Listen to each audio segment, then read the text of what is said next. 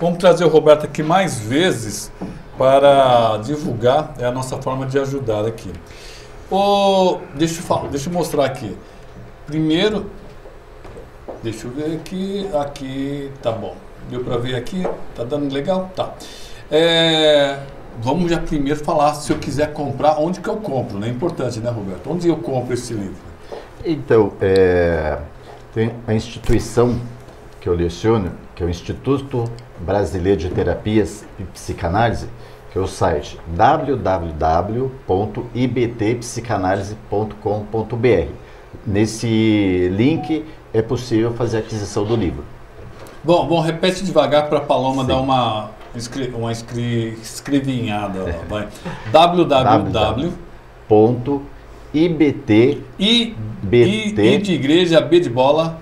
E T de tatu. De tatu. Psicanálise.com.br. Lá eu consigo comprar esse livro. Isso, lá tem um link, né, que é possível adquirir o livro por meio do site. A pergunta meio boba aqui, né? Mas do que trata o livro? Eu sei que é sobre Jesus, mas qual que é o foco que você optou?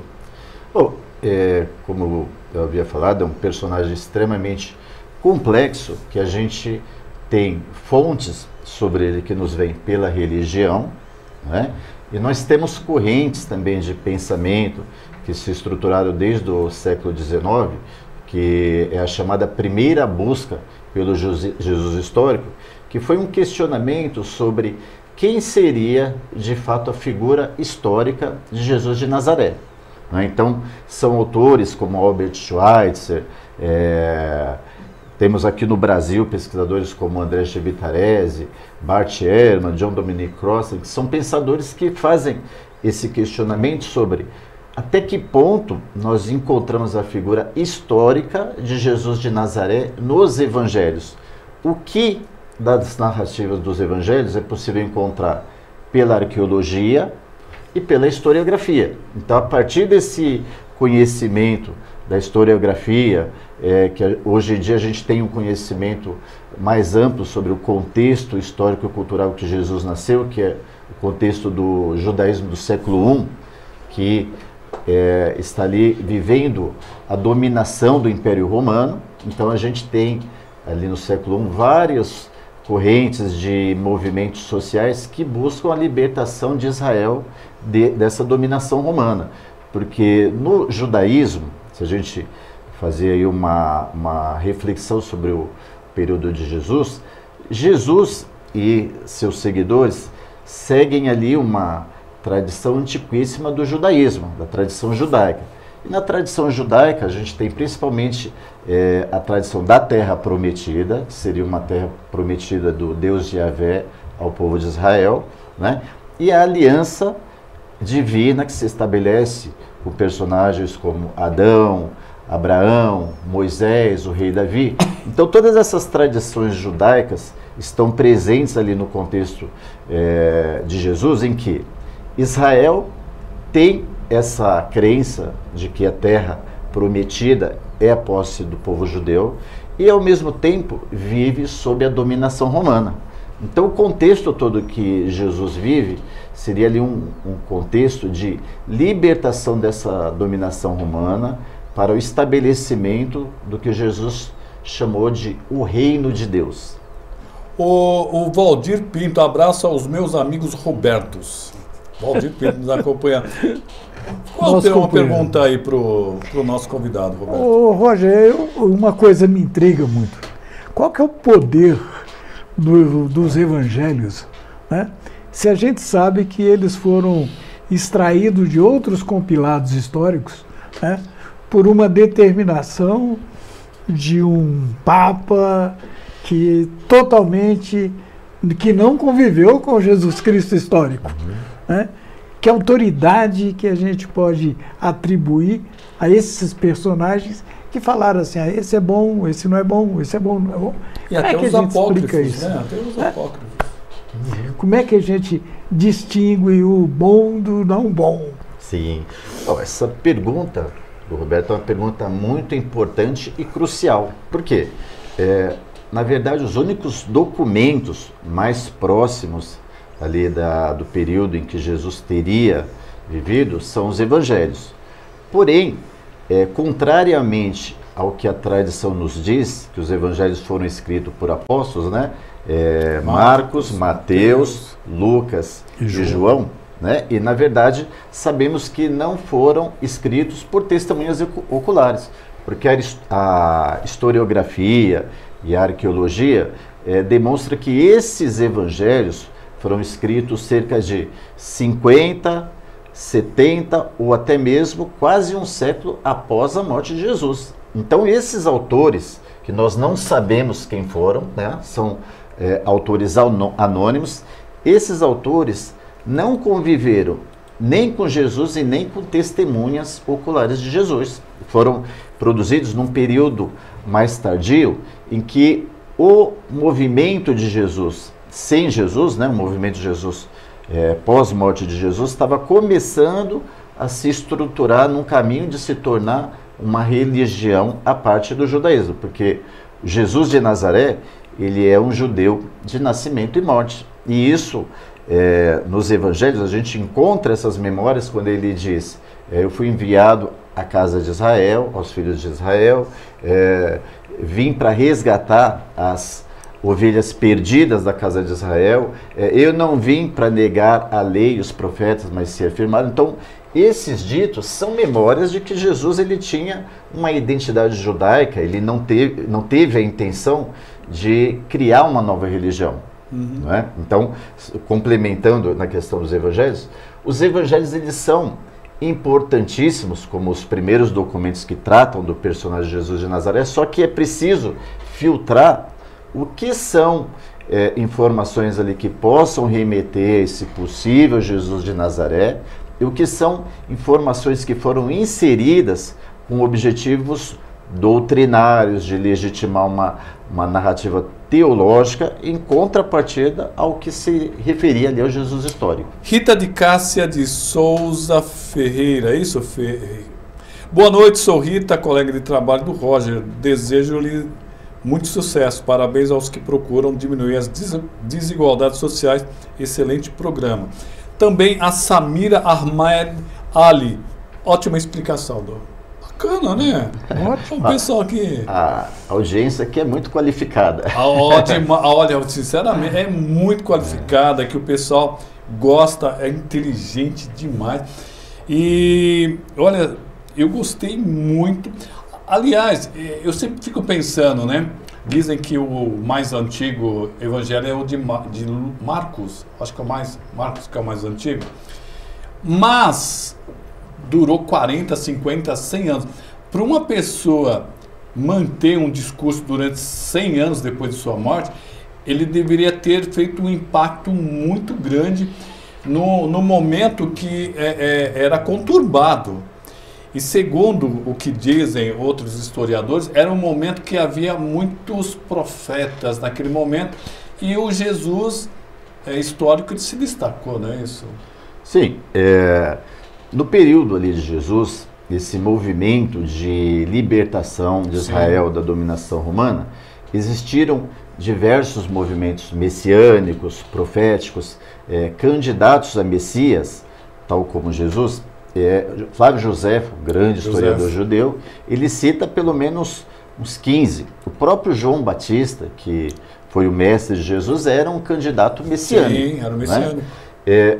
Que Jesus ele teve profundas influências de João Batista. O movimento dele, o movimento de Jesus, ele começa ali com alguns seguidores que foram seguidores de João Batista também. É provável, essa hipótese eu defendo no livro, que Jesus tem algum nível de interação com a comunidade dos essênios de Qumran. Também tinha uma interação ali muito próxima dos fariseus, isso aparece muito nos evangelhos. Também com seitas como os zelotas. Agora, os evangelhos eles colocam ali muito a crítica que Jesus faz à elite judaica, principalmente os saduceus. Né? Jesus ele fez um movimento, construiu um movimento que era um movimento revolucionário, porque Jesus, o carro-chefe da sua mensagem era a implantação do reino de Deus, que era um reino voltado à população excluída, né? Se a gente pensar como era a vida do camponês da Galileia, né? Que ele, da produção dele, ele tinha que pagar uma tributação para os donos da terra, a tributação para o templo, a tributação para o império, e para ele sobrava ali 10, 20% do que ele conseguia produzir. Então, os camponeses viviam uma situação social de extrema penúria, né? Então, Jesus, ele constrói esse movimento, e está lá no Sermão das Bem-aventuranças, né? Bem-aventurados pobres, porque vosso é o reino de Deus. Então, acho que essa questão é fundamental para a gente compreender Jesus. Jesus, ele é um camponês da Galileia, de origem humilde, não é? E ele, com todo o seu esforço ali, a sua mensagem de abraçar esses excluídos, que sofriam muito sobre as condições da elite judaica e do Império Romano.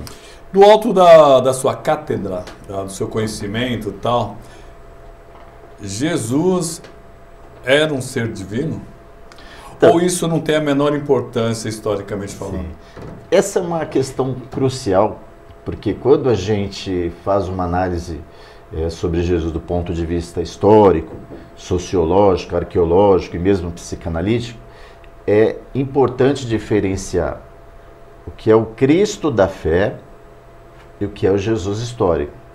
O Cristo da fé seria aquele Jesus divino, o próprio Deus encarnado que as religiões pregam, está ali no Evangelho de João. O Evangelho de João começa com, no início era o Verbo, e o Verbo se fez carne. Então, já é uma visão de Jesus como a própria encarnação de Deus. Paulo também forneceu algumas bases para se pensar Jesus como um ser divino, né? Mas se a gente pensar que Jesus, ele é um judeu de nascimento e morte, que ele vive nesse contexto da religião judaica, você afirmar que um ser humano é igual a Deus é algo que beirava a blasfêmia, né? Porque pro judeu, Yahvé até hoje, é o Deus supremo. Eles até hoje, inclusive assim, o embate, né, o embate aparente entre judaísmo e cristianismo é porque para o judaísmo não se aceita um ser humano sendo o próprio Deus, a encarnação do próprio Deus. Yahvé é o Senhor único, não é? Então, assim, os profetas, todos os profetas da tradição judaica, como Moisés, Isaías, todos eles trazem mensagens que seriam ali mensagens divinas, que essa era uma das vertentes do profeta, mas nenhum deles nunca se afirmou como Deus. Então, essa questão de transformar... O mesmo Cristo, né? Ele se colocava como filho, né? Sim, porque essa questão de transformar Jesus em Deus é algo que vai ocorrer muitos anos após a morte de Jesus. E tem uma explicação sociológica, por quê? Para o judaísmo, tem um dito lá da Torá, Deuteronômio, que aquele que for pendurado no madeiro, que for crucificado, será considerado maldito. Então, para o judaísmo ali do período de Jesus, ser morto crucificado seria um sinal do fracasso da missão messiânica, porque o que se esperava do Messias é que o Messias teria algumas missões, né, algumas expectativas que deveria cumprir, que deveria ser um rei da descendência de Davi, deveria libertar os judeus da dominação externa, reunir os dispersos da casa de Israel no território judaico. Então, são missões que, de certa forma, Jesus até buscou. Jesus tinha essa visão de libertação de Israel, da dominação romana. Jesus tinha esse desejo de implantar esse reino de Deus, que seria uma nova ordem social, em que os últimos seriam os primeiros, né? Que os desolados seriam os vencedores, que aquele que passa fome, que é massacrado pela ordem social, ele tem o direito à sua realização, à sua felicidade. Então Jesus, ele procura estabelecer um reino onde a sociedade tem uma relação mais igualitária. Agradecer ao meu amigo Roger, ao Roberto, porque acabou nosso tempo. Obrigado, Roger. Repetindo, se eu quiser comprar o livro, onde eu busco? Muito obrigado, Roberto. Foi um grande prazer estar aqui com vocês. É uma discussão altamente complexa. Nossa, precisamos eu tenho outras perguntas aí. Né? Vai longe. Mas eu peço quem gostou aí da nossa conversa que se inscreva no meu canal, por favor. Roger Ribeiro Arte e Cultura, no YouTube, e no Instagram também, Roger Ribeiro Arte e Cultura. E quem quiser adquirir o livro pode ser pelas redes sociais que eu citei e no site www.ibtpsicanalise.com.br. Obrigado, Roberto, por ter vindo visitar a gente. Um prazer enorme, Roberto, estar com você. Vamos aumentar a nossa participação na medida que for possível. Com certeza, ele tem muita notícia legal aqui sobre o Alto Tietê. Ele é muito inteligente. Chama Roberto, não é por isso, não é por acaso que chama Roberto. Obrigado, Roger. Obrigado a sua Eneide também, que acabou fazendo essa ponte. Obrigado. Obrigado a todos. De segunda a sexta estamos aqui, sempre com pessoas de alto nível aqui para discutir os assuntos mais variados. Voltamos no próximo programa.